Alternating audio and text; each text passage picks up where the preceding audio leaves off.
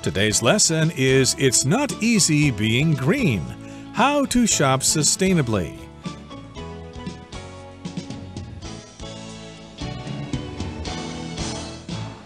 Hi, everybody. My name is Roger. And I'm Helen. And today we're talking about going green, being good for the environment, and there are various ways to do this. You can use your air conditioner less often. You could ride a bicycle to school or work instead of driving your car or scooter. But today we're talking about buying products in stores and not being fooled by the claims that some of these companies make because they want to sound like they're green, that they're going green, that they're selling a green product, but sometimes these messages are deceptive. That's right. In the previous lesson, we looked at some tactics used by companies, such as buzzwords like organic or recycle, to make consumers think that what they're buying is actually good for the environment. But these buzzwords also hide some truths about how organic products are made and whether recycled products are actually good for the environment. So today we're going to look at some ways to avoid falling for these tactics, these tricks that the companies use. Yep, and those tactics and strategies that those companies use to fool us are oftentimes referred to as greenwashing.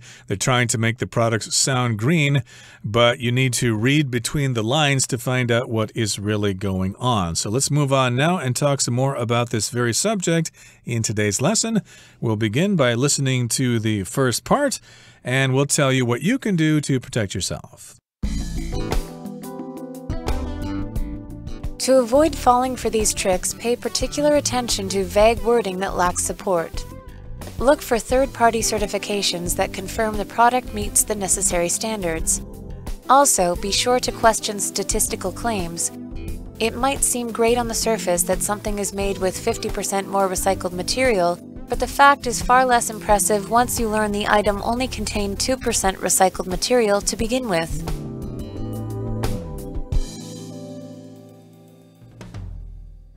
大家好，第一部分我们看到名词 certification， 意思是认证或是证书。例如 Alice got her certification to teach math at the high school level. Alice 考取教高中数学程度的证照。或是 Don't let people who don't have proper certification try to fix your car. 别让没有适当证书的人修你的车。另外，补充这个字的动词 certify。C-E-R-T-I-F-Y certify 表示认证或是发给证书。举例来说 The trained medical technician certified Nelson in his first aid class. 那位训练有素的技术人员发给 Nelson 急救课程的证书。也可以说 As a driving instructor, Olga certifies new drivers all the time. 身为一位驾驶教练 Olga 常常发照给新驾驶。再来我们看到单字 statistical， 这个字是形容词，指统计的或是统计学的，像是 The report didn't include enough statistical data， 这份报告内含的统计资料不够充分，或者 Financial reports often include statistical information， 财务报告通常含有统计资料。另外把 statistical 字尾的 al 去掉，就变成了名词 statistic， 指统计数值或是统计资料。举例来说 According to the statistics, there is a high level of pollution in the city. 根据统计资料，该市污染严重。或是 Statistics show that the average real wage of that country has dropped back down to the level of 16 years ago. 统计资料显示，那个国家平均实际工资已下降到16年前的水平。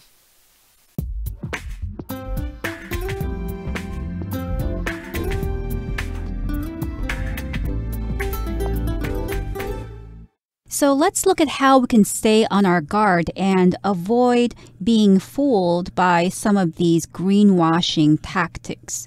Well, first of all, to avoid falling for these tricks, pay particular attention to vague wording that lacks support. So to avoid falling for these tricks, here the phrasal verb to fall for means to believe that a trick or a joke is true. So you can fall for a practical joke, for instance, meaning somebody is trying to trick you into believing something and you believe it, so you fell for it. And in order to avoid falling for or being fooled by these tricks, you should pay particular attention to vague wording. Vague here means not clear or not fully explained. In other words, words that the companies use that are not clear or not fully explained. Right, so something vague might be an advertisement that says, almost 2 out of 3 doctors recommend this product. Well, 2 out of 3 sounds pretty good, but the word almost there means there's only 1 doctor that recommends this. So indeed, that is very vague, and if you're not careful, you could be tricked. So again, you don't want to fall for these tricks because sometimes they have vague wording, and that wording or the phrasing lacks support. Now, look for third-party certifications that confirm the product meets the necessary standards. So, of course, there are standards organizations here in Taiwan. So if you buy a product, you look for that symbol on the package. That would be a third-party certification. So we've got the 2 parties, the seller and the buyer, the product maker and the consumer. So a third party would be some kind of standards organization. It could be part of the government. It could be independent.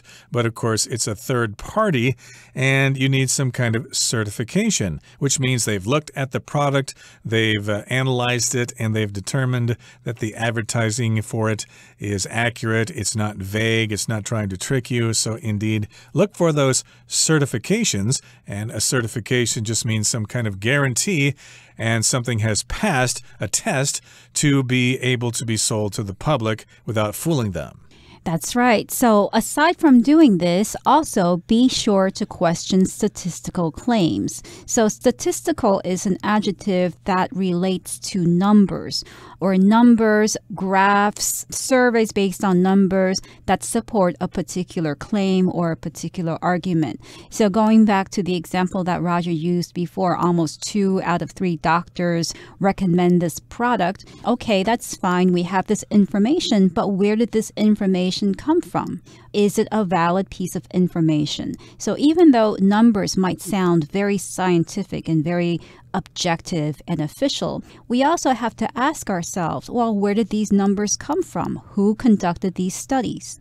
Exactly. So indeed, you need to question those statistical claims. That's a tough word there, statistical. It has to do with statistics or numbers or figures that people have gathered through surveys and scientific research. And the next sentence goes on to say, it might seem great on the surface that something is made with 50% more recycled material, but the fact is far less impressive once you learn the item only contained 2% recycled material to begin with.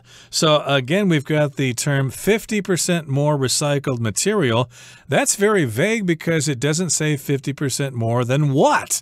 And of course, the original amount was 2% recycled material, so 50% more would be just 1%, right? So I guess you're getting a total of 3% recycled material. Again, that's very vague, and so it does sound great on the surface. When you look at something for the first time or when you hear it for the first time, that would be on the surface. You could say this about somebody you meet at the office. You got a new job. You just met your supervisor and, hey, she seems really nice on the surface, but once you start working with her, you find that she's very strict and she's actually very difficult to work for. So yes, indeed, you need to look below the surface. And in this particular case, you need to actually look at that statistical data to find out exactly what they're telling you. That's right, because most of us are quite lazy when we think. When we don't need to think about a problem, maybe we try to avoid it. So a statement that says 50% more recycled material sounds great because we automatically think it's 50% of the whole product. But it's important to think carefully about these statements and not only think on the surface, but also to think deeper and to really try to figure out what the company's saying, because a lot of companies will try to trick consumers into buying their products using this kind of tricky language. So take a look at the claims that the company is making and make sure they're telling you the truth. Okay, let's move on now to the second part of our lesson. We'll listen to it first and then we'll talk about it. A great way to check a company's environmental track record is to look it up on a site like Ethical Consumer or check industry-specific evaluators like the Higg Index for clothing. Through such tools, you can check the sustainability of a company's supply chains, their carbon footprint, and even how well they treat their workers. Then you can make an informed decision about whether to support an enterprise with your patronage.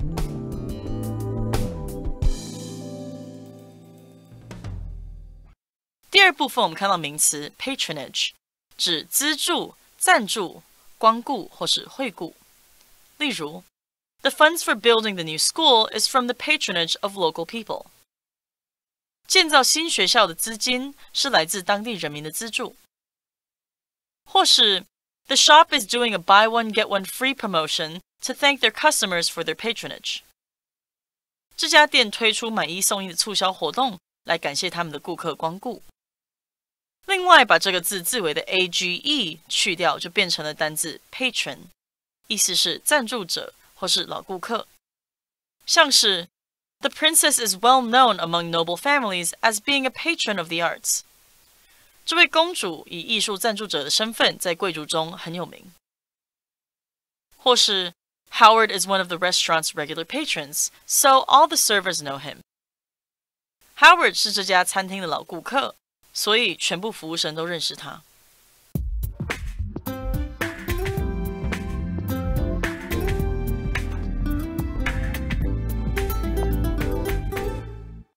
So one way to avoid falling for these tricks is to pay attention to vague wording. Now, there is another way to avoid falling for these tricks. A great way to check a company's environmental track record is to look it up on a site like Ethical Consumer or check industry-specific evaluators like the Higg Index for clothing. So these methods to avoid being tricked by companies are a little bit more complicated and they require more work because they require some research on our part as consumers. So one is to check a company's environmental track record. And that means to look at the company and see how they have done in the past in trying to protect the environment. That is their track record, what they have accomplished, what they have done in the past.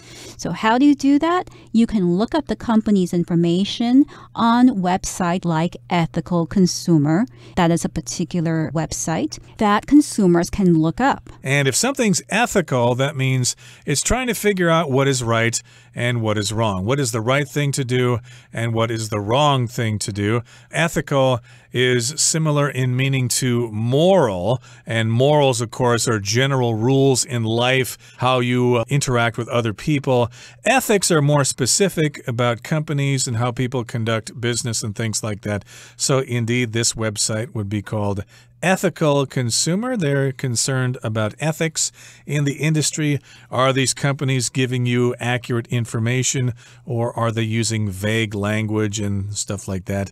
And then, of course, we can have you check industry-specific evaluators like the Higg Index for clothing.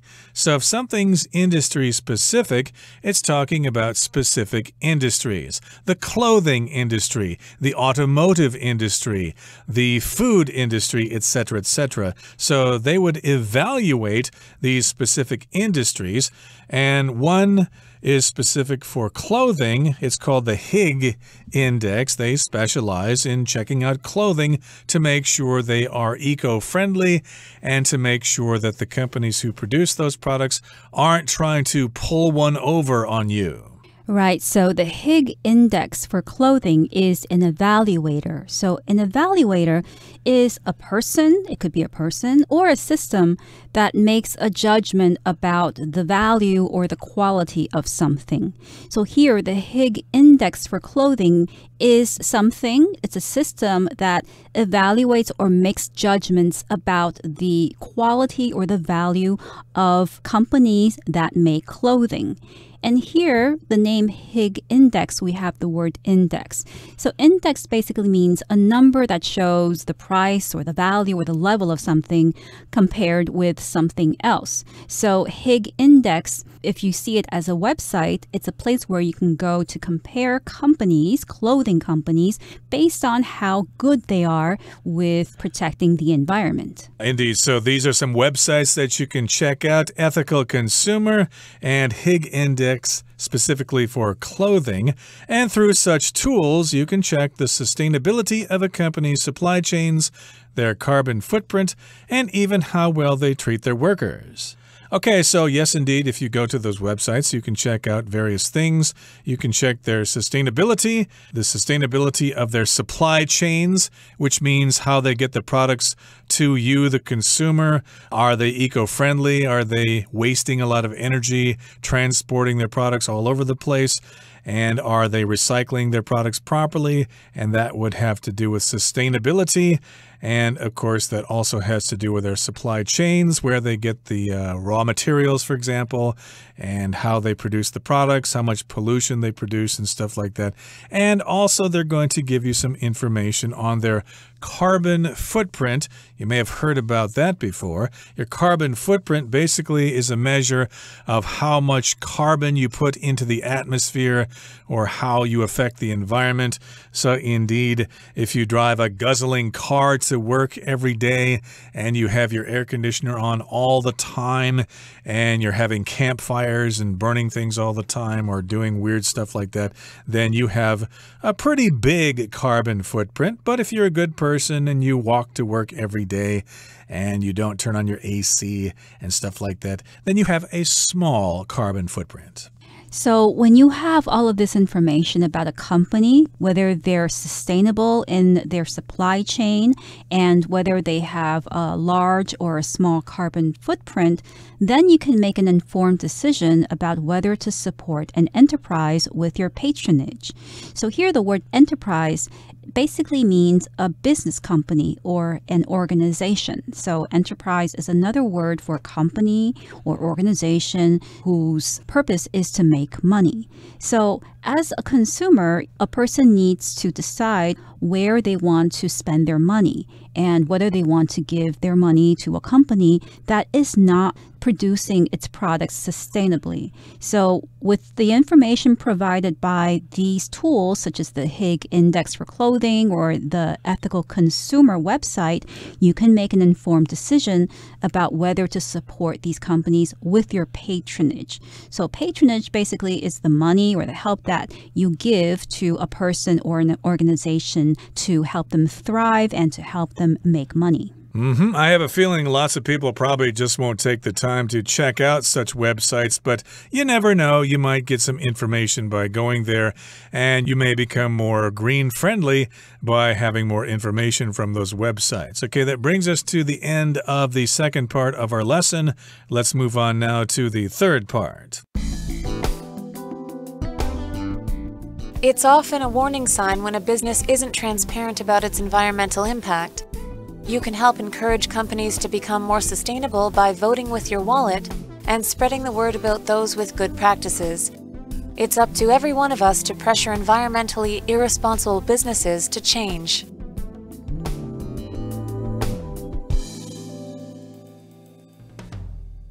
So concluding today's lesson, we're going to see what companies can do in order to be more sustainable. Now, it's often a warning sign when a business isn't transparent about its environmental impact. So when you're transparent about something, then you don't try to keep any secrets about your activities. And a lot of companies, they don't want the public to know exactly what they're doing or what their methods are when they produce the products that they sell. that means they're not being transparent. So it's better to give your patronage to a company that is transparent about its environmental impact. Indeed, transparent. You can see what they're doing. They publish information all the time so you know what they're up to. And again, you can help encourage companies to become more transparent and to become more sustainable by voting with your wallet, which means you buy their products basically, and you show your support to those companies, for those companies, by buying their products. And then you also spread the word about those with good practices. So again, if you know about these companies that are not greenwashing everybody, that are actually doing something beneficial to the environment, then you buy their products, and you also let your friends and your family and your coworkers and your classmates know about the products from those companies. And then, of course, those people will buy their products as well. And it's up to every one of us to pressure environmentally irresponsible businesses to change. Yes, indeed, they need to change their evil ways. That's true. So it's important for consumers to pressure environmentally irresponsible businesses to change. But I would say it's more important for governments to pressure these companies because individuals can only do so much. In the end, it's up to governments to tell companies this is as far as they can go in damaging the environment. Okay, so that brings us to the end of our discussion for today. Let's hear from Hanny now. "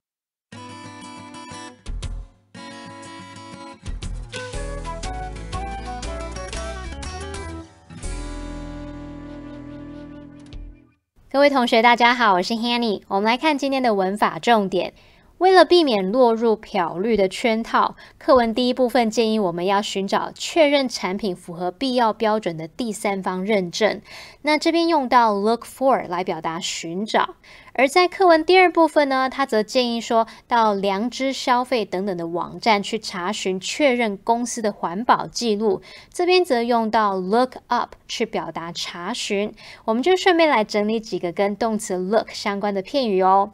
好，第一个我们知道 look for 表示寻找，那它跟find 的差异就在于 look for 是表达寻找的过程，然后 find 则是表达找到了的那个时间点。举例来说 Where did you find my key? I've been looking for it everywhere. 你在哪里找到我的钥匙的啊？我一直都在到处找所以找到的那个点呢，我们是用 find 去表达，然后我一直在到处找，则是用 look for 去表达哦。好，那第二个补充的片语是 look up something 或者是 look something up， 它表示查询、查阅某事物。像我们可以用 look up a word in the dictionary 去表达在字典上查单字。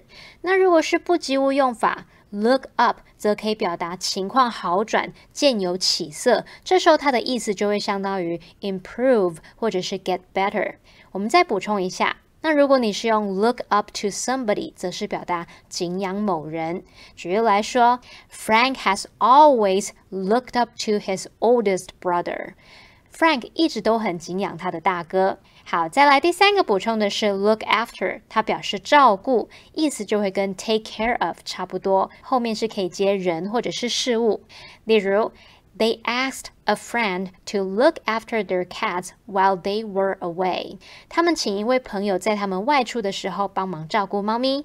好，那第四个补充的是 look to。后面接人当受词的话呢，是表达指望或者是仰赖某人，常常是用来表达期待对方提供某些协助。像我们可以说 Tina always looks to her sister for advice.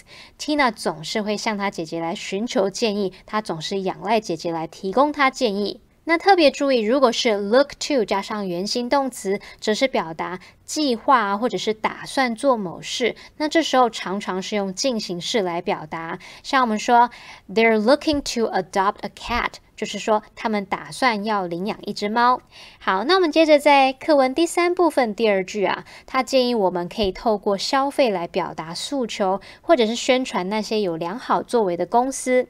文中它是用到 spread the word 去表达说告诉许多人某件事，那也就是宣传的意思。所以假设你在某个网页或者是社群媒体上面看到他写说 help us spread the word， 就是请大家要帮忙宣传一下咯。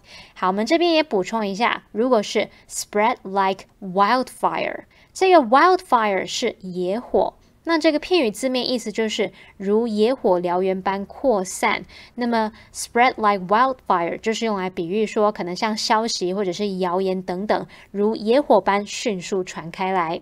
好，那以上是今天重点整理，我们来回顾今天的单字吧。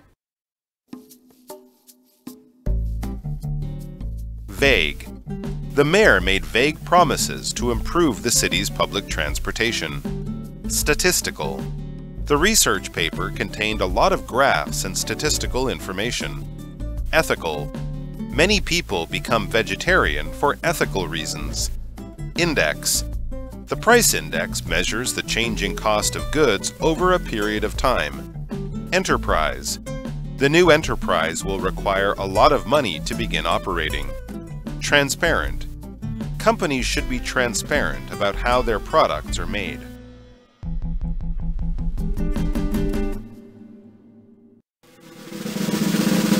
Discussion Starter starts now! Here's our discussion starter for today. The question is, can you think of any other examples of greenwashing? Why might that practice be unethical?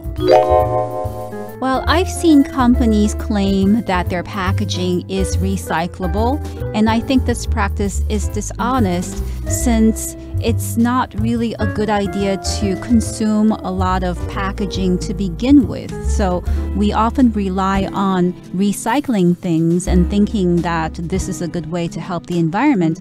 But in reality, we shouldn't have produced those examples of packaging to begin with because they've already been produced, so they are already damaging the environment.